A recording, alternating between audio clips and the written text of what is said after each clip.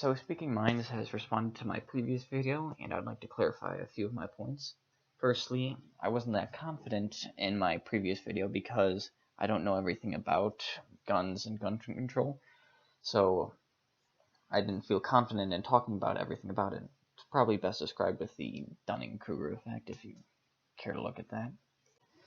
Secondly, I didn't propose any action because the purpose of the video was to set up some basic understanding so we could begin talking about policy a bit later. The way you answered the first part of the question that I posed at the end of the first video was fine, but you missed the second part.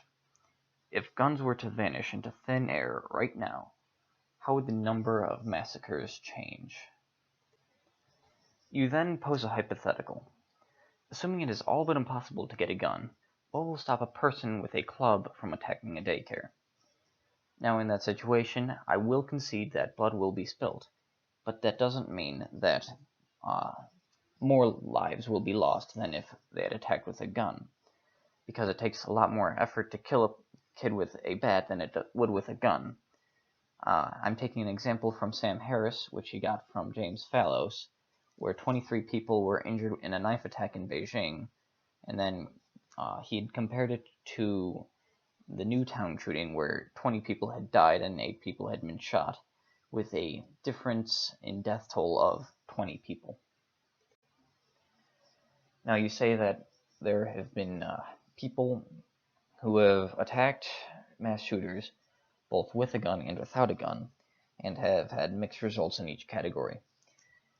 Now, what if the massacrer did not have a gun? Would it be much easier to take down the massacrer if they were to have, say, a knife or an axe? Because it's much more difficult to take down people when you're outnumbered and you only have a melee weapon than it is with a gun, because, well, guns are much more maneuverable, especially handguns, which I know are used in the majority of mass shootings. I will admit that I had some phrasing issues throughout the whole video, especially at the end. I did not mean to come off in an authoritarian way. The way you had worded it, whether or not I campaign for gun control, would be a much better way to word it, so thank you for that. I would like to thank SpeakingMinds for his respectful video. I found it very helpful in making my positions more precise than they previously had been. And he did ask me to ask one question.